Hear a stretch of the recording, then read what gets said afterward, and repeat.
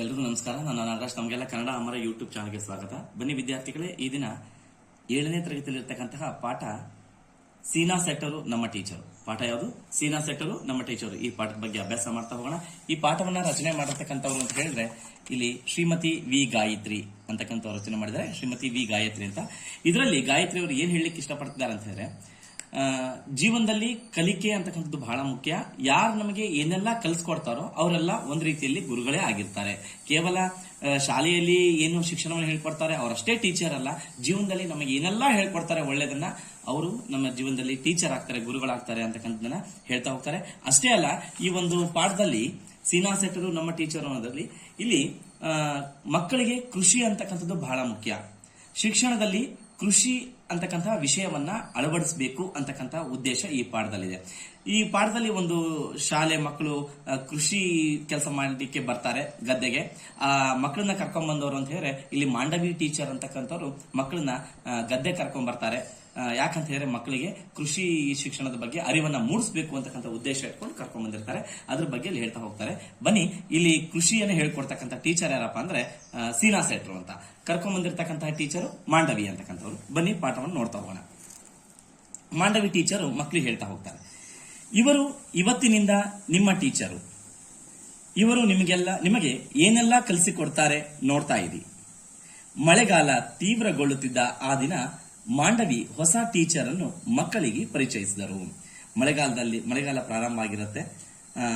Mandavi teacher ಏನ್ ಮಾಡಿದ್ರು, ಶಾಲೆ ಮಕ್ಕಳನ್ನ ಸೀನಾ ಸೆಟ್ರು ಅಂತಕ್ಕಂಥ ಒಬ್ಬ ಕೃಷಿ ಮಾಡ್ತಕ್ಕಂಥ ವ್ಯಕ್ತಿಗೆ ಪರಿಚಯ ಮಾಡಿಕೊಡ್ತಾರೆ. ಇವರೇ ನಿಮ್ಗೆ ಹೊಸ ಟೀಚರು, ಇವರು ಕೃಷಿ ಕ್ಷೇತ್ರದಲ್ಲಿ ಬಹಳ ವಿಷಯಗಳನ್ನು ನಿಮ್ಗೆ ಹೇಳ್ಕೊಡ್ತಾರೆ ಅಂತ ಹೇಳ್ಬಿಟ್ಟು ಮಕ್ಕಳಿಗೆ ಪರಿಚಯ ಮಾಡಿಸ್ತಾರೆ. ಅದು ಮಳೆಗಾಲ ಪ್ರಾರಂಭ ಆಗಿರುತ್ತೆ. ತುಂಗ ಅವರನ್ನು ಸರಿಯಾಗಿ ನೋಡಿದಳು. ಇಲ್ಲಿದಲ್ಲ, ಈ ಹುಡುಗಿ ತುಂಗ ಅಂತ ಅನ್ಕೋಬೇಕು, ಯಾಕಂದ್ರೆ ಅವಳೇ ಅವರನ್ನ ನೋಡ್ತಾ ಇರ್ತಕ್ಕಂಥ ದೃಶ್ಯ ಇಲ್ಲಿ ಇದೆ ಪಾಠದಲ್ಲಿ. ಆದ್ರಿಂದ ತುಂಗ ಅವರನ್ನ ಸರಿಯಾಗಿ ನೋಡಿದ್ಲು. ಮೊದಲನೇದಾಗಿ ಆತ ವೇಷಭೂಷಣದಿಂದ ಟೀಚರ್ ಅಂತೆ ಕಾಣಿಸ್ತಿರ್ಲಿಲ್ಲ. ಅವ್ನು ನೋಡ್ಲಿಕ್ಕೆ ವೇಷಭೂಷಣ ಹಾಕೊಂಡಿರ್ತಕ್ಕಂಥ ಡ್ರೆಸ್ ನೋಡಿದ್ರೆ, ಬಟ್ಟೆ ನೋಡಿದ್ರೆ ಟೀಚರ್ ಅಂತ ಕಾಣಿಸ್ತಿರ್ಲಿಲ್ಲ ಮಕ್ಕಳಿಗೆ. ಆದ್ದರಿಂದ ಆ ರೀತಿ ಹೇಳ್ತಾ ಹೋಗ್ತಾ ಇರ್ಲಿ. ಅವ್ನು ಯಾಕೆ ಕಾಣಿಸ್ತಿದ್ದ ಅಂತ ಹೇಳ್ತಾ ಹೋಗ್ತಾರೆ. ತುಂಬಾ ಹಳೆಯದಾದ ಒಗೆದ ಪಂಚೆಯೊಂದನ್ನು ಸೊಂಟಕ್ಕೆ ಸುತ್ತಿ ಮೇಲಕ್ಕೆ ಎತ್ತಿ ಕಟ್ಟಿದ್ದರು. ಒಗೆದ ಚೌಕಳಿಯ ಅಂದ್ರೆ ಚೆಕ್ಸ್ ಅಂತೀವಲ್ಲ ಇಂಗ್ಲಿಷ್ ನಲ್ಲಿ, ಅದನ್ನ ಚೌಕಳಿಯ ಅಂಗಿ ಹಾಕಿದ್ರು. ಅದಕ್ಕಿಂತ ಹಳೆಯ ಟವಲ್ನಿಂದ ತಲೆಗೆ ಲಪ್ಪಟೆ ಸುತ್ತಿಕೊಂಡಿದ್ದರು. ಏನು ತಲೆಗೆ ರುಮಾಲ್ ಸುತ್ತಾರಲ್ಲ, ರುಮಾಲ್ನ ಲಪ್ಪಟೆ ಅಂತ ಕರಿತೀವಿ. ಬಹಳ ಹಳೆಯದಾದ ಟವಲ್ ತಗೊಂಡು ಅವರು ತಲೆಗೆ ರುಮಾಲ್ ಸುತ್ಕೊಂಡಿರ್ತಾರೆ, ಲಪ್ಪಟೆ. ಹಳ್ಳಿ ಜನ ಸುತ್ಕೋತಾರೆ. ಅವರು ಪಂಚೆ ಸುತ್ತಿರುವ ರೀತಿ ಅಭ್ಯಾಸವಿಲ್ಲದೆಂದು ಎಷ್ಟು ಚೆನ್ನಾಗಿ ಗೊತ್ತಾಗುತ್ತಿತ್ತೆಂದರೆ ಚಡ್ಡಿಗೆ ದೊರೆತ ಪ್ರಾಮುಖ್ಯ ಪಂಚೆಗೆ ಸಿಗದೆ ಅದು ತುಂಬಾ ಅಮುಖ್ಯನಂತೆ ಮುದ್ರಿಕೊಳ್ಳುತ್ತಿತ್ತು. ಆದ್ರೆ ಇಲ್ಲಿ ನನ್ನ ಪ್ರಕಾರ ಹೇಳೋದಾದ್ರೆ ಅವ್ರು ಏನ್ ಹೇಳ್ತಾರೆ, ಅವರು ಪಂಚೆ ಸುತ್ತಿರುವ ರೀತಿ ಅಭ್ಯಾಸವಿಲ್ಲದೆಂದು. ಇಲ್ಲ, ಅಭ್ಯಾಸ ಇರುತ್ತೆ. ಆದ್ರೆ ಅವರು ಕೆಲಸ ಮಾಡ್ಬೇಕಾದ್ರೆ ಅಲ್ಲಿ ಕೆಲಸಕ್ಕೆ ಪ್ರಾಮುಖ್ಯತೆ ಕೊಡ್ತಾರೆ. ಅದಕ್ಕೋಸ್ಕರ ಅವರು ಆ ರೀತಿ ಸುತ್ಕೊಂಡಿರ್ತಾರೆ ಹೊರತು ಅಭ್ಯಾಸ ಇಲ್ಲ ಅಂತಲ್ಲ. ಸಾಮಾನ್ಯವಾಗಿ ಹಳ್ಳಿ ಜನ ಅಥವಾ ರೈತರು ಸುತ್ಕೊಳ್ಳೋದೇ ಪಂಚೆ. ಇಲ್ಲಿ ಆ ಪದ ಯಾಕೆ ಅಂತ ಗೊತ್ತಾಗಿಲ್ಲ, ಇರ್ಲಿ, ಅದನ್ನೇ ನಾವು ಅಭ್ಯಾಸ ಮಾಡ್ಬೇಕಾಗತ್ತೆ. ಎಷ್ಟು ಚೆನ್ನಾಗಿ ಗೊತ್ತಾಗುತ್ತಿತ್ತೆಂದರೆ ಅಂತ ಹೇಳ್ತಾರೆ. ಅಭ್ಯಾಸ ಇತ್ತು ಅಂತ ನನ್ನ ಅಭಿಪ್ರಾಯ. ಚಡ್ಡಿಗೆ ದೊರೆತ ಪ್ರಾಮುಖ್ಯ ಪಂಚೆಗೆ ಸಿಗದೆ ಅದು ತುಂಬಾ ಅಮುಖ್ಯನಂತೆ. ಅಮುಖ್ಯ ಅಂದ್ರೆ ಅಸಹ್ಯವಾಗಿ. ಅದಕ್ಕೆ ಅಂದ್ರೆ ಅರ್ಥ ಇಲ್ಲಿ ಚಡ್ಡಿಗೆ ಪ್ರಾಮುಖ್ಯತೆ ಇರುತ್ತೆ ಹೊರತು ಪಂಚೆಗೆ ಇರಲಿಲ್ಲ. ಯಾಕಂದ್ರೆ ಈ ಚಿತ್ರದಲ್ಲಿ ನೋಡಿ, ಅಲ್ಲಿ ನಿಕ್ಕರ್ ಕಾಣಿಸ್ತದೆ ಚಡ್ಡಿ. ಸಾಮಾನ್ಯವಾಗಿ ಹಳ್ಳಿ ಜನ ಸುತ್ಕೊಳ್ಳೋದೇ ಹಾಗೆ ಕೆಲಸ ಮಾಡ್ತಕ್ಕಂಥವ್ರು, ಅದಕ್ಕೆ ಆ ರೀತಿ ಹೇಳ್ತಾರೆ. ಇಲ್ಲಿ ಚಡ್ಡಿಗೆ ಪ್ರಾಮುಖ್ಯತೆ ಇತ್ತೇ ಹೊರತು ಪಂಚೆಗೆ ಇರಲಿಲ್ಲ ಅಂತ ಹೇಳ್ತಾರೆ, ಮೇಲಕ್ಕೆ ಎತ್ತು ಕಟ್ಟಿದ್ರಿಂದ. ಮಕ್ಕಳಿಗೆಲ್ಲ ಇವರೆಂತ ಟೀಚರ್ ಅಪ್ಪ ಎಂದು ನಿರಾಸೆಯೂ ಕುತೂಹಲವೂ ಆಗಿತ್ತು. ಹೊಸ ಟೀಚರ್ ಅಲ್ಲ, ಒಂದ್ ಕಡೆ ನೋಡಿದ್ರೆ ಟೀಚರ್ ಅಂತ ಕಾಣಿಸ್ತಾ ಇರಲಿಲ್ಲ, ಆದ್ದರಿಂದ ನಿರಾಸೆ. ಇನ್ನ ಹೊಸ ಟೀಚರ್, ಆದ್ದರಿಂದ ಕುತೂಹಲ. ಮಾಂಡವಿಯ ಆ ದೇಶದಂತೆ ಮಕ್ಕಳೆಲ್ಲ ಹಳ್ಳದ ದಂಡೆಯಲ್ಲಿ ಕೂಡಿಕೊಂಡರು. ಮೇಡಮ್ ಮೊದಲೇ ಬರ್ಲಿಕ್ಕೆ ಹೇಳಿದ್ರು, ಎಲ್ಲ ಹಳ್ಳದ ಕಡೆ ಬಂದು ಸೇರ್ಕೊಂಡ್ರು. ತುಂಗಾಗೆ ತಾನು ಆ ಟೀಚರ್ ಅನ್ನು ಎಲ್ಲೋ ನೋಡಿದ್ದೇನೆ ಅನಿಸ್ತಿತ್ತು. ಎಲ್ಲಿ ಎನ್ನುವುದು ಅಷ್ಟು ಸುಲಭವಾಗಿ ಹೊಳೆಯಲಿಲ್ಲ. ಎಲ್ಲೋ ನೋಡಿದ್ದೀನಿ ಅಂತ ಅನಿಸ್ತಾ ಇತ್ತು ಅವಳಿಗೆ, ನೆನಪಾಗ್ತಾ ಇರ್ಲಿಲ್ಲ. ಆತನ ಸ್ನೇಹಮಯ ಮುಖ, ಎಲ್ಲೋ ಸ್ನೇಹಮಯ ಅಂದ್ರೆ ಗೊತ್ತಿರ್ತಕ್ಕಂಥ ಪರಿಚಯ ಮುಖ, ಬಿಸಿಲು ಮಳೆ ಚಳಿಗಳಿಗೆ ಪಕ್ಕಾಗಿ ಕರ್ರಗೆ ಸುಕ್ಕುಗೊಟ್ಟಿತ್ತು, ಮುಖ ಸುಕ್ಕುಗಟ್ಟಿತ್ತು ಬಹಳ. ಯಾಕಂದ್ರೆ ರೈತರು ಸಾಮಾನ್ಯವಾಗಿ ಬಿಸಿಲು ಮಳೆ ಚಳಿಗಳಲ್ಲಿ ಕೆಲಸ ಮಾಡ್ತಾನೆ ಇರ್ತಾರೆ, ಆದ್ದರಿಂದ ಮುಖವನ್ನು ಸುಕ್ಕುಗಟ್ಟಿತ್ತು ಅಂತ ಹೇಳ್ತಾರೆ. ಆತ ತಲೆಗೆ ಸುತ್ತಿದ ಲಪ್ಪಟೆಯಂತೂ ತೀರಾ ಪರಿಚಿತವಾಗಿತ್ತು. ಎಲ್ಲೋ ನೋಡಿದೀನಿ ಅಂತಕ್ಕಂತ ಅವಳು ಈ ರೀತಿ ಅಂದ್ಕೊಂತ ಇದ್ಲು. ಹೌದು, ನೆನಪಾಯ್ತಂತೆ. ಪ್ರತಿ ಸಲ ಸಾಮೇರ್ ಮನೆ ಆಲೆ ಮನೆಗೆ ಕೋಣ ಹೊಡೆದು ತರುವ ಸೀನಾ ಸೆಟ್ರು ಇವರು. ಸಾಮೇರ್ ಮನೆ ಅಂದ್ರೆ ಸ್ವಾಮಿಯರ್ ಮನೆಗೆ ಇಲ್ಲಿ ಪ್ರತಿದಿನ ಆಲೆ ಮನೆಗೆ ಅಂತಾರೆ, ಅಂದ್ರೆ ಕೊಟ್ಟಿಗೆ ದನ ಕರುಗಳನ್ನ ಕಟ್ತಕ್ಕಂಥದ್ದು. ಆ ಕೊಟ್ಟಿಗೆಗೆ ಕೋಣ ಹೊಡ್ಕೊಂಡು ಬರ್ತಾ ಇದ್ರಂತೆ. ಯಾಕಂದ್ರೆ ಸಾಮಾನ್ಯವಾಗಿ ಯಾರ ಮನೆಯಲ್ಲಿ ದನ ಅಥವಾ ಎತ್ತಿರಲ್ವೋ ಅವ್ರು ಏನ್ ಮಾಡ್ತಾರೆ, ಕೋಣಗಳನ್ನ ಉಪಯೋಗ ಮಾಡ್ತಿದ್ರು ಕೃಷಿ ಮಾಡ್ಲಿಕ್ಕೆ. ಹೊಡೆದು ತರುವ ಸೀನಾ ಸೆಟ್ರು ಅಂತ ಅವಳಿಗೆ ಗೊತ್ತಾಯ್ತು. ತಮ್ಮ 3 ಎಕರೆ ಜಮೀನಿನಲ್ಲಿ ತಪ್ಪದೆ ಸಾಸಿವೆ ಬೆಳೆಯುತ್ತಿದ್ದ ಒಬ್ಬರೇ ರೈತ ಇವರು. ಇಡೀ ಊರಿನಲ್ಲಿ ಸಾಸಿವೆಯನ್ನ ಬೆಳೀತಾ ಇರ್ತಕ್ಕಂತಹ ರೈತ ಅಂದ್ರೆ ಸೀನಾ ಸೆಟ್ರಾಗಿದ್ರು. ತುಂಗಾಳ ದೂರದ ಸಂಬಂಧಿಯಾದ ಸೀನಾ ಸೆಟ್ರಿಗೂ ಇವಳ ನೆನಪಿತ್ತು. ಅವ್ರಿಗೆ ಮಾತ್ರ ನೆನಪಿತ್ತು, ಇವಳಿಗೆ ನೆನಪಿರ್ಲಿಲ್ಲ. ಪ್ರೀತಿಯಿಂದ ಅವಳು ತಲೆ ಸವರಿ ಎಂತ ಮಗ ಆರಾಮ ಅಂತ ಕೇಳ್ತಾರೆ. ಅವ್ವ ಅಪ್ಪಯ್ಯ ಚಂದ ಅದಾರ ಅಂತ ಸೀನಾ ಸೆಟ್ರು ಮಾತಾಡ್ಸಿದ್ರು ತುಂಗಂಗೆ ಎಂದು ಕೇಳಿದರು. ಓ ತುಂಗ ಸ್ವಲ್ಪ ಜೋರಾಗಿ ಹೇಳಿದ್ಲು. ಓ ಆರಾಮಿದ್ದಾರೆ ಅಂತ ಜೋರಾಗಿ ಹೇಳಿದ್ಲು. ಹೊಸ ಟೀಚರು ತನ್ನ ಪರಿಚಯಸ್ಥರು ಎಂದು ಇತರ ಮಕ್ಕಳೆದುರಿಗೆ ತೋರಿಸಿಕೊಳ್ಳುವುದು ಅವಳಿಗೆ ಹೆಮ್ಮೆ ಅನಿಸಿತ್ತು. ಸಾಮಾನ್ಯವಾಗಿ ಹೊಸ ಟೀಚರ್ ಬಹಳ ಪರಿಚಯ ಅಂತ ಇನ್ನೊಬ್ರಿಗೆ ಹೇಳ್ಕೋಬೇಕಲ್ಲ, ಅದನ್ನೇ ಆ ರೀತಿ ಹೇಳ್ಕೊತಾ ಇದ್ಲು ತುಂಗ. ನನಗೆ ಗೊತ್ತಿರೋರು ಅಂತ ಎಲ್ಲ ಅವ್ರ ಫ್ರೆಂಡ್ಸ್ಗೆ ಹೇಳ್ಕೊತಾ ಇದ್ಲು. ಹಂಗಾರೆ ಸೀನಾ ಸೆಟ್ರು ಇನ್ನ ನಮ್ ಟೀಚರು ಎಂದು ತುಂಗ ನಕ್ಕಳು. ಅವಾಗ ಸೀನಾ ಸೆಟ್ ಹೇಳ್ತಾರೆ, ನಾ ಟೀಚರ್ ಅಲ್ಲ, ಎಂತ ಅಲ್ಲ, ನಾನೊಬ್ಬ ಪಡಪೋಷಿ ರೈತ. ಪಡಪೋಷಿ ಅಂದ್ರೆ ಉಪಯೋಗ ಇಲ್ದವನು, ಕೆಲಸಕ್ಕೆ ಬಾರ್ದವನು ಅಂತ. ಆದ್ರೆ ಆ ರೀತಿ ಹೇಳ್ತಾರೆ ಅಷ್ಟೇ. ಆದ್ರೆ ವ್ಯವಸಾಯದ ಬಗ್ಗೆ ಕೃಷಿ ಬಗ್ಗೆ ಬಹಳ ತಿಳ್ಕೊಂಡಿರ್ತಕ್ಕಂಥ ವ್ಯಕ್ತಿಯಾಗಿದ್ರು. ನಿಮ್ಮ ಹೆಡ್ ಮೇಡಮ್ ನಿಮ್ಗೆಲ್ಲ ಗದ್ದೆ ಕೆಲಸ ಹೇಳ್ಕೊಡಕ್ಕೆ ನನ್ನ ಕರೆಸಿದ್ದಾರೆ ಎಂದರು ಸಂಕೋಚ ತಮಾಷೆಯಿಂದ ಸೀನಾ ಸೆಟ್ರು. ಮಕ್ಳಿಗೆ ಹೇಳ್ತಾರೆ, ನಿಮ್ ಮೇಡಮ್ ಹೇಳಿದ್ದಾರೆ, ಅದಕ್ಕೆ ನಾ ಬಂದಿದ್ದೀನಿ, ನಿಮ್ಗೇನೋ ಗದ್ದೆ ಕೆಲಸ ಹೇಳ್ಕೊಡ್ಬೇಕಂತೆ ಕೃಷಿ ಬಗ್ಗೆ ಅಂತ. ಮಾಂಡವಿ ಆತನ ಪಕ್ಕಕ್ಕೆ ನಿಂತು, ಹೌದೌದು, ಇವರು ನಿಮ್ಮ ಬೇಸಾಯದ ಟೀಚರು. ನಿಮಗೆ ಬೇಸಾಯದಲ್ಲಿ ಸಹಾಯ ಮಾಡಲು ಇವರು ಒಪ್ಪಿಕೊಂಡಿರುವುದು ನಮ್ಮ ಪುಣ್ಯ. ಸರಿ ಮೇಷ್ಟ್ರೆ, ಈಗ ನೀವು ಪ್ರಾರಂಭಿಸಬಹುದು ಎಂದರು. ಇವರು ನಾವು ಹೇಳಿದ ತಕ್ಷಣನೇ ಬಂದಿದ್ದಾರೆ, ನಿಮಗೆಲ್ಲ ಗದ್ದೆ ಬಗ್ಗೆ ಶಿಕ್ಷಣವನ್ನ ಕೊಡ್ತಾರಂತೆ, ಹೇಳ್ಕೊಡ್ತಾರಂತೆ ಅಂತ ಹೇಳ್ಬಿಟ್ಟು ಅವ್ರು ನಮ್ಮ ಪುಣ್ಯ ಒಪ್ಕೊಂಡಿರೋದು ಅಂತ ಹೇಳ್ಬಿಟ್ಟು ಪರಿಚಯ ಮಾಡಿಸ್ಕೊಡ್ತಾರೆ ಮಾಂಡವಿ ಮೇಡಮ್ ಅವರು. ಸರಿ ಸೀನಾ ಸೆಟ್ರೆ, ನೀವು ಮಕ್ಕಳಿಗೆ ಶಿಕ್ಷಣ ನೀಡಬಹುದು ಕೃಷಿ ಬಗ್ಗೆ ಅಂತ ಹೇಳ್ತಾರೆ. ಚಿಣ್ಣರ ಲೋಕದ ಬಹುಪಾಲು ಮಕ್ಕಳು ರೈತ ಕುಟುಂಬದವರೇ. ಎಲ್ಲರೂ ಸಾಮಾನ್ಯವಾಗಿ ಹಳ್ಳಿ ಜನ ರೈತ ಕುಟುಂಬದವರೇ ಬಂದಿರ್ತಾರೆ. ಒಂದಲ್ಲ ಒಂದು ರೀತಿಯಲ್ಲಿ ಬೇಸಾಯದಲ್ಲಿ ತೊಡಗಿಕೊಳ್ಳುತ್ತಿದ್ದ ಅವರಿಗೆ ಹೊಸದಾಗಿ ಬೇಸಾಯವನ್ನೇನು ಕಲಿಸಬೇಕಾಗಿರ್ಲಿಲ್ಲ. ಅವರಿಗೆಲ್ಲ ಸಣ್ಣ ಪುಟ್ಟ ಬೇಸಾಯ ಎಲ್ಲ ಗೊತ್ತಿದೆ, ಮನೆಯಲ್ಲಿ ಹೇಳ್ಕೊಡ್ತಾ ಇರ್ತಾರೆ ಅಥವಾ ನೋಡಿ ಕಲ್ತ್ಕೊಂಡಿರ್ತಾರೆ. ಹೊಸದಾಗಿ ಏನು ಹೇಳ್ಕೊಡ್ಬೇಕಾಗಿರ್ಲಿಲ್ಲ, ಎಲ್ಲ ಗೊತ್ತೇ ಇತ್ತು. ಆದರೆ ಶಾಲೆಯ ಕಲಿಕೆಯಲ್ಲಿ ಬೇಸಾಯವನ್ನು ಅಳವಡಿಸುವ ಮಾಂಡವಿಯ ಉದ್ದೇಶವೇ ಬೇರೆ ಆಗಿತ್ತು. ಆದರೆ ಮಾಂಡವಿ ಮೇಡಮ್ನ ಉದ್ದೇಶ ಏನಾಗಿತ್ತಂದ್ರೆ ಶಾಲೆಯ ಕಲಿಕೆಯಲ್ಲಿ ಬೇಸಾಯವನ್ನ ಮಕ್ಕಳಿಗೆ ಪರಿಚಯ ಮಾಡ್ಕೊಳ್ಬೇಕು ಅಂತಕ್ಕಂಥ ಉದ್ದೇಶ ಆಗಿತ್ತು. ಶಾಲಾ ಶಿಕ್ಷಣ ನಿಜ ಬದುಕಿನ ಜೊತೆಗೆ ಹಾಸುಹೊಕ್ಕಿನ ಸಂಬಂಧ ಹೊಂದಿರಬೇಕೆಂಬುದೇ ಮಾಂಡವಿಯ ನಂಬಿಕೆಯಾಗಿತ್ತು. ನೋಡಿ, ಶಾಲಾ ಶಿಕ್ಷಣ ನಿಜ ಬದುಕಿನ, ಶಾಲೆಯಲ್ಲಿ ಏನ್ ಶಿಕ್ಷಣವನ್ನು ಕೊಡ್ತೀವೋ ಆ ಶಿಕ್ಷಣ ಅವರ ನಿಜವಾದ ಬದುಕಿನಲ್ಲಿ ಅದು ಉಪಯೋಗ ಆಗಬೇಕು. ನಾಳೆ ಅಕಸ್ಮಾತ್ ಅವರು ಕೃಷಿಯನ್ನ ಅವಲಂಬಿಸಿ ಜೀವನ ಮಾಡೋದಾದ್ರೆ ಈ ಕೃಷಿ ಇವ್ರಿಗೆ ಮಕ್ಕಳಿಗೆ ಉಪಯೋಗ ಆಗ್ಬೇಕು ಅಂತಕ್ಕಂಥ ಉದ್ದೇಶ ಇಟ್ಕೊಂಡೇ ಮಕ್ಕಳನ್ನ ಕೃಷಿ ಕಲೀಲಿಕ್ಕೆ ಅಥವಾ ಗದ್ದೆ ಕರ್ಕೊಂಡ್ ಬಂದಿರ್ತಾರೆ ಮಾಂಡವಿ ಮೇಡಮ್.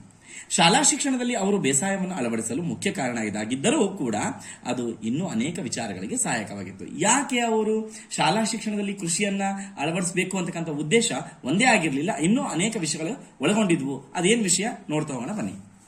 ಹೇಳ್ತಾರೆ ಮಾಂಡವಿ ಮೇಡಮ್ ಪ್ರಕಾರ, ಮೊದಲನೇದಾಗಿ ಮಣ್ಣಿನ ಕಣಕಣಗಳೊಟ್ಟಿಗೆ ಸಂವಾದಿಸಬಲ್ಲ ಸೀನಾ ಸೆಟ್ಟರ್ ಅಂತಹ ರೈತರ ಅನುಭವಜನ್ಯ ವಿವರಣೆ ತರಗತಿಯೊಳಗೆ ನಡೆಯಬೇಕಾದ ಅರ್ಧ ಪಾಲು ವಿಜ್ಞಾನದ ಪಾಠವನ್ನು ಗದ್ದೆಯಲ್ಲೇ ಕಲಿಸಿಬಿಡ್ತಿತ್ತು. ನೋಡಿ, ಯಾಕೆ ಕರ್ಕೊಂಡ್ ಬಂದಾರೆ ಮಕ್ಕಳನ್ನ, ಇಲ್ಲಿ ಒಂದು ಹೇಳ್ತಾರೆ. ಮೊದಲನೇ ಪಾಯಿಂಟ್ ಏನಪ್ಪಾ ಅಂದ್ರೆ, ಮಣ್ಣಿನ ಕಣಕಣಗಳೊಟ್ಟಿಗೆ ಸಂವಾದಿಸಬಲ್ಲ ಸೀನಾ ಸೆಟ್ಟರ್ ಅಂತ ರೈತರ ಅನುಭವಜನ್ಯ. ಮಣ್ಣನ ಬಗ್ಗೆ ಎಲ್ಲಾ ಗೊತ್ತು ಸೀನಾ ಸೆಟ್ಟರ್ಗೆ, ವ್ಯವಸಾಯದ ಬಗ್ಗೆ ಪೂರ್ತಿ ತಿಳ್ಕೊಂಡಿರ್ತಾರೆ. ಯಾವ ಮಣ್ಣಿಗೆ ಯಾವ ಬೆಳೆ ಬೆಳೆಯುತ್ತೆ, ಎಷ್ಟು ಬೆಳೆಯುತ್ತೆ, ಯಾವ ಒಂದು ಬೆಳೆಯನ್ನ ಯಾವ ಮಣ್ಣಲ್ಲಿ ಹಾಕಬೇಕು, ಯಾವ ಮಣ್ಣಿಗೆ ಯಾವ ಬೆಳೆ ಸೂಕ್ತ, ಎಲ್ಲಾ ವಿಷಯಗಳು ಮಣ್ಣಿನ ಕಣಕಣಗಳೊಟ್ಟಿಗೆ ಸಂವಾದಿಸಬಲ್ಲ ಅಂದ್ರೆ ಮಾತನಾಡಬಲ್ಲ. ಇಲ್ಲಿ ಮಾತನಾಡೋದ್ರೆ ಹಂಗಲ್ಲ, ಆ ಮಣ್ಣಿನ ಪೂರ್ತಿ ಅಧ್ಯಯನ ತಿಳ್ಕೊಂಡಿದ್ರು ಅಂತಕ್ಕಂಥದ್ದು ತಿಳುವಳಿಕೆ ಇತ್ತು. ಅಂತಹ ರೈತರ ಅನುಭವಜನ್ಯ ಭಾರಿ ಅನುಭವ ಪಡೆದಿರ್ತಕ್ಕಂತಹ, ಅನುಭವ ಸಿದ್ಧರಾಗಿರ್ತಕ್ಕಂತಹ ವಿವರಣೆ ತರಗತಿಯೊಳಗೆ ನಡೆಯಬೇಕಾದ, ತರಗತಿಯಲ್ಲಿ ನಡೀತಕ್ಕಂತಹ ನಾನು ಎಷ್ಟೇ ಹೇಳಿದ್ರು ತರಗತಿಯಲ್ಲಿ ಅದು ಸೂಕ್ತ ಆಗಲ್ಲ. ಅದರ ಅರ್ಧ ಪಾಲು ವಿಜ್ಞಾನದ ಪಾಠವನ್ನು ಎಲ್ಲಿ ಕಲಿತಾರೆ ಮಕ್ಕಳು, ಗದ್ದೆಯಲ್ಲಿ ಕಲ್ತು ಬಿಡ್ತಾರೆ. ಆದ್ದರಿಂದ ಇಂತಹ ಸೀನಾ ಸೆಟ್ಟರ್ನ ಪರಿಚಯ ಆಯ್ತು ಅಂದ್ರೆ ಮಕ್ಕಳಿಗೆ ಈ ಒಂದು ಕೃಷಿ ಬಗ್ಗೆ ಪೂರ್ತಿ ವಿವರಣೆ ಸಿಗತ್ತೆ ಅಂತ ಕರ್ಕೊಂಡ್ಬಂದಾರೆ. ಇನ್ನು ಎರಡನೇದಾಗಿ ಯಾಕೆ ಕರ್ಕೊಂಡ್ಬಂದಾರೆ ಅಂದ್ರೆ, ಮಕ್ಕಳು ಕುಟುಂಬದೊಂದಿಗೆ ವ್ಯವಸಾಯದಲ್ಲಿ ಪಾಲ್ಗೊಳ್ಳುತ್ತಿದ್ದರು, ಅವರಿಗೆ ಸಿಗುತ್ತಿದ್ದದ್ದು ಎರಡನೇ ಸ್ಥಾನ. ನೋಡಿ, ಯಾಕಂದ್ರೆ ಇತ್ತೀಚಿನ ದಿನಗಳಲ್ಲಿ ಮಕ್ಕಳಿಗೆ ಹೊಲದಲ್ಲಿ ಕೆಲಸ ಮಾಡ್ತಿದ್ರೆ ಮನೇಲಿ ಬಿಡಲ್ಲ, ನೀ ಶಾಲೆಗೆ ಹೋಗು, ನಮ್ಮಂಗೆ ನೀನು ಹಾಳಾಗ್ಬೇಡ, ನಾವು ಕಲೀಲಿಲ್ಲ, ನೀನಾರು ಕಲಿ, ಉದ್ಧಾರ ಆಗು, ನಿನ್ ಭವಿಷ್ಯ ರೂಪಿಸ್ಕೊ ಅಂತ ಹೇಳ್ತಿರ್ತಾರೆ. ಆದ್ದರಿಂದ ಇತ್ತೀಚಿನ ದಿನಗಳಲ್ಲಿ ಮಕ್ಕಳಿಗೆ ಹೊಲ ಗದ್ದೆಗಳಲ್ಲಿ ಕಳಿಸಲ್ಲ.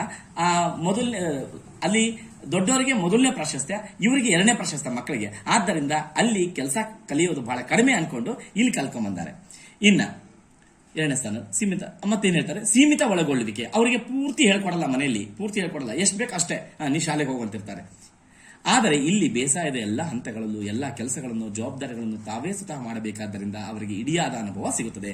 ಮನೆಯಲ್ಲಿ ಬಿಡಿ ಬಿಡಿ ಅನುಭವ ಸಿಕ್ಕರೆ ಇಲ್ಲಿ ಪೂರ್ತಿ ಇಡೀ ಅನುಭವ ಸಿಗತ್ತೆ ಅಂತಕ್ಕಂಥ ಉದ್ದೇಶ ಇಟ್ಕೊಂಡು ಇಲ್ಲಿ ಮಾಂಡವಿ ಮೇಡಮ್ ಕರ್ಕೊಂಡ್ ಬಂದಾರೆ. ಈ ಎಲ್ಲಾ ಉದ್ದೇಶಗಳಿದಾವೆ. ಹಳ್ಳದ ಬದಿಯ 2 ಎಕರೆ ಜಮೀನನ್ನು ಮಾಂಡವಿ ಬೇಸಾಯಕ್ಕೆಂದೇ ಕೊಂಡುಕೊಂಡಿದ್ದರು. ನೋಡಿ, 2 ಎಕರೆ ಜಮೀನು ತಗೊಂಡುಕೊಂಡಿದ್ರಂತೆ. ಹಾಗೆಯೇ ಮನೆಯಲ್ಲಿ ಮುಂದುಗಡೆಯ ಒಂದು ರೂಮ್ ಅನ್ನು ಮಕ್ಕಳಿಗೆ ಬೇಸಾಯದ ಸಾಮಗ್ರಿಗಳನ್ನು ಇಟ್ಟುಕೊಳ್ಳಲೆಂದು ತೆರವು ಮಾಡಲಾಗಿತ್ತು. ಒಂದು ರೂಮು ಅದಕ್ಕೋಸ್ಕರನೇ ಸಾಮಾನು ಇಡಬೇಕು ಅಂತ ಹೇಳಿ ಅವರು ಸಿದ್ಧತೆ ಮಾಡ್ಕೊಂಡಿದ್ರು ಮಾಂಡವಿ ಮೇಡಮ್. ಈಗಾಗಲೇ ಭತ್ತ ಬಿತ್ತಿದ ಗದ್ದೆಯದು.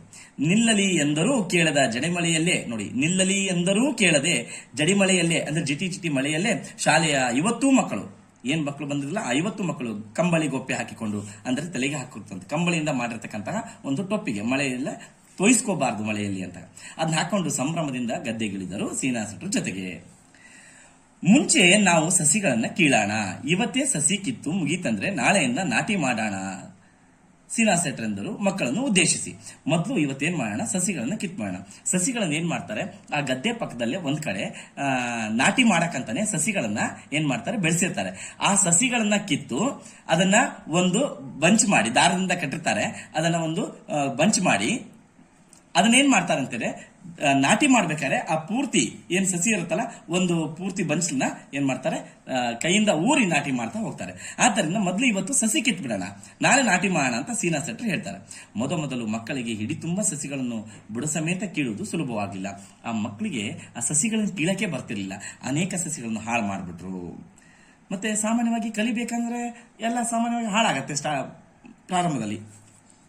10 ಬಾರಿ ಕಿತ್ತು ಪ್ರಯತ್ನಿಸಿ ಅನಂತರ ಅವರಿಗೆ ಕೀಳುವುದು ಅಭ್ಯಾಸವಾಗಿ ವೇಗವೂ ಹಿಡಿಯಿತು. ನೋಡಿ, ಅಲ್ಲಿ ಏನ್ ಹೇಳ್ತಾರೆ, 10 ಬಾರಿ ಪದೇ ಕಿತ್ತು ಏನ್ ಮಾಡಿದ್ರು, ಹಾಳು ಮಾಡಿದ್ರು. ಆಮೇಲೆ ಅವರಿಗೆ ಹೇಗೆ ಸಸಿಗಳನ್ನು ಕಿತ್ತಬೇಕು ಅಂತ ಅವರಿಗೆ ಅಭ್ಯಾಸವೂ ಆಯ್ತು, ಮತ್ತೆ ಬಹಳ ಫಾಸ್ಟ್, ವೇಗವೂ ಜಾಸ್ತಿ ಆಯ್ತು. ಅವುಗಳನ್ನು ಸಣ್ಣ ಕಟ್ಟುಗಳಲ್ಲಿ, ನಾ ಹೇಳಿದೆ ಬಂಚ್ ಮಾಡ್ತಾರೆ ಅಂತೆಲ್ಲ, ಸಣ್ಣ ಕಟ್ಟುಗಳನ್ನು ಮಾಡಿ ಕೆಸರು ಗದ್ದೆಯಲ್ಲಿಡುವುದನ್ನು ಟೀಚರು ಕಲಿಸ್ಕೊಡ್ತಾರೆ. ಕೆಸರು ಗದ್ದೆಯಲ್ಲಿ ಏನ್ ಮಾಡಬೇಕು, ಹೆಬ್ಬೆರಳಿಂದ ಒತ್ತಿ ಅದನ್ನ ಊರ್ಬೇಕು. 1 ಗಂಟೆಯ ಕೆಲಸದ ಅನಂತರ ಸೀನಾ ಶೆಟ್ಟರು ಹೇಳ್ತಾರೆ, ಇವತ್ತಿಗೆ ಸಾಕು, ನಾಳೆ ಉಳಿದುದು ಎಂದರು. ಸಂಭ್ರಮ ಹಿಡಿಸಿಕೊಂಡಿದ್ದ ಮಕ್ಕಳು ಕೇಳ್ಯಾರೆ, ಸೀನಾ ಶೆಟ್ಟರು ಬೇಡ ಅಂದ್ರು ಬಿಡ್ತಾರಾ? ಮೊದಲೇ ಖುಷಿ ಅವ್ರಿಗೆ. ಸೀನಾ ಶೆಟ್ರೆ, ನಿಮ್ ದಮ್ಮಯ್ಯ ಇವತ್ತು ಪೂರಾ ಕಿತ್ತೇ ಹೋಗೋಣ ಎಂದು ಒಕ್ಕೊರಲು ಅಂದ್ರೆ ಎಲ್ಲ ಒಟ್ಟಾಗಿ ಅಂತ ಒತ್ತಾಯ ಪೂರ್ವಕವಾಗಿ ಬಹಳ ಹಂಬಲದಿಂದ ಗೋಗೆರೆದ್ರು, ಕೇಳ್ಕೊಂಡ್ರು ಮಕ್ಕಳು ಸೀನಾ ಶೆಟ್ಟರನ್ನ. ಅಷ್ಟರಲ್ಲಿ ಒಂದು ಸಣ್ಣ ಹಾವು ಅವಸರದಿಂದ ಸರಿಯುತ್ತಾ ಹಾಲಪ್ಪ ಎನ್ನುವನ ಕಾಲನ್ನು ಕಚ್ಚಿಬಿಡ್ತು. ಅವನು ಹೌಹಾರಿ ಅಂದ್ರೆ ಭಯ ಬಿದ್ಬಿಟ್ಟ. ತಕ್ಷಣ ಸೀನಾ ಶೆಟ್ಟರು ಅವನನ್ನ ಹಿಡ್ಕೊಂಡ್ರು. ಹೆದರ್ಬೇಡ ಮಗ, ಎಂತ ಆಗಲ್ಲ, ಅದು ನೀರಾವು, ವಿಷದ ಹಾವಲ್ಲ, ಒಂದು ಮೀನು ಕಚ್ಚಿದ್ರೆ ಹೆಂಗೋ ಅಷ್ಟೇ ಎಂದು ಹೇಳಿ ಅವನಿಗೆ ಸಮಾಧಾನಿಸಿದರು. ಇಲ್ಲಿ ಏನಪ್ಪಾ ಅದರ ಅರ್ಥ ಅಂದ್ರೆ, ಗದ್ದೆ ಕೆಲಸ ಮಾಡ್ಬೇಕಾದ್ರೆ, ಇಂತಹ ಕೆಲಸ ಮಾಡ್ಬೇಕಾದ್ರೆ ಸಮಸ್ಯೆಗಳು ಬರ್ತಾವೆ. ಅಂತಹ ಸಮಸ್ಯೆಗಳಿಗೆ ಹೆದರ್ದನೆ ಸಣ್ಣ ಪುಟ್ಟ ಹುಳ ಹುಪ್ಪಟೆ ಕಚ್ತಾವೆ, ಅದಕ್ಕೆ ಹೆದರ್ಬಾರ್ದು ನಾವು ಅನ್ನೋದನ್ನೇ ಇಲ್ಲಿ ಹೇಳ್ಕೊಡ್ತಾರೆ, ಅಷ್ಟೇ, ಇನ್ನೇನಿಲ್ಲ. ಮುಂದಿನ ದಿನಗಳಲ್ಲಿ ನಾಟಿ. ಇದು ಸಸಿ ಕೀಳೋದಕ್ಕಿಂತ ಕಷ್ಟಕರವಾದ ಕೆಲಸ. ಸಸಿಯನ್ನು ಕೀಳೋದು ಬಹಳ ಸುಲಭ, ನಾಟಿ ಮಾಡೋದು ಕಷ್ಟ. ಯಾಕಂದ್ರೆ ಹೆಬ್ಬೆಳಿಂದ ಊರ್ಬೇಕು ಅದನ್ನ.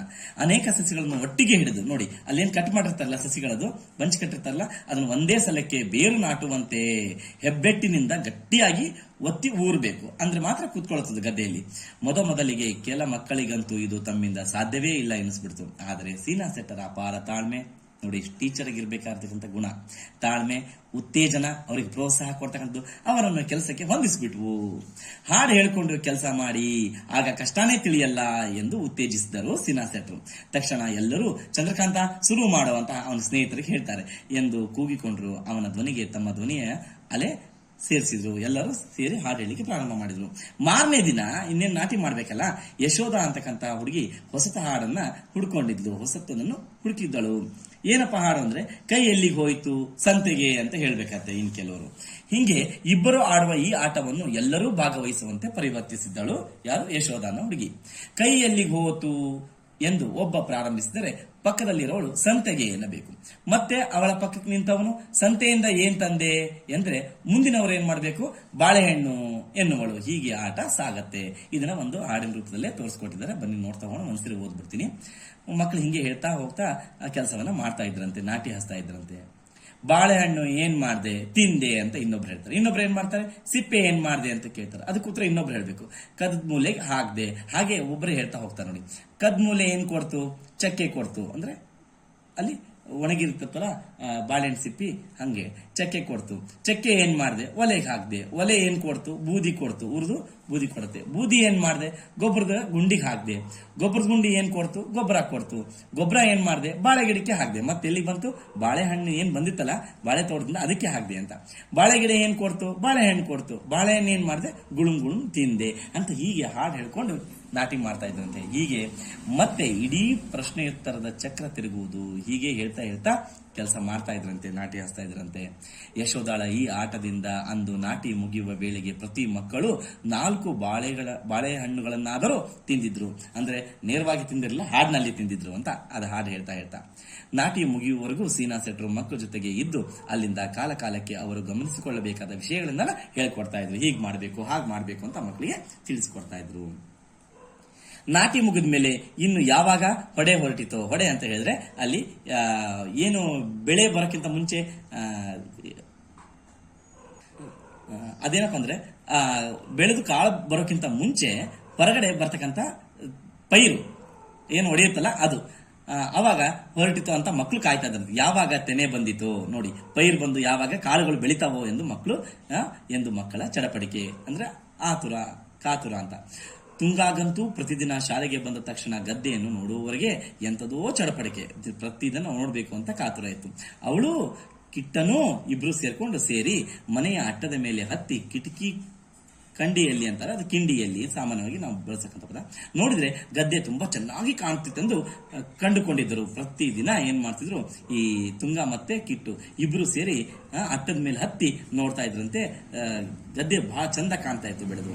ಈ ರಹಸ್ಯ ಯಾರಿಗೂ ತಿಳಿಯಬಾರ್ದೆಂದು ತಾವು ಪ್ರತಿದಿನ ನೋಡ್ತಕ್ಕಂಥದ್ದು ಯಾರಿಗೂ ಗೊತ್ತಾಗಬಾರ್ದಂತ ಗುಟ್ಟಾಗಿಡಲು ಪ್ರಯತ್ನಿಸಿದಷ್ಟು ಅದು ಬಯಲಾಗಿ ಬಿಟ್ಟು ಎಲ್ಲರೂ ನೋಡ್ಲಕ್ ಪ್ರಾರಂಭ ಮಾಡಿದ್ರು. ಕೊನೆಗೆ ಆ ಅಟ್ಟ ಏನು ನೋಡ್ತಾ ಇದ್ರಲ್ಲ, ಆ ಅಟ್ಟ ಗದ್ದೆ ವೀಕ್ಷಣೆಯ ಟವರ್ ಆಗಿ, ಗದ್ದೆ ನೋಡ್ಲಿಕ್ಕಂತಾನೆ ಅದು ಒಂದು ಟವರ್ ಆಗಿ ಪರಿವರ್ತಿತಗೊಂಡಿತ್ತು. ಮೇಲೆ ಹತ್ತಿ ಎಲ್ಲರೂ ನೋಡ್ಲಿಕ್ಕೆ ಅದು ಅನುಕೂಲ ಆಗ್ತಾ ಇತ್ತು ಅಂತಕ್ಕಂಥ ಮಾತನ್ನು ಹೇಳ್ತಾರೆ. ಈ ಪಾಠದ ಬಗ್ಗೆ ನಾನು ಪ್ರಶ್ನೋತ್ತರಗಳನ್ನ ಮುಂದಿನ ವಿಡಿಯೋದಲ್ಲಿ ಹಾಕ್ತೀನಿ.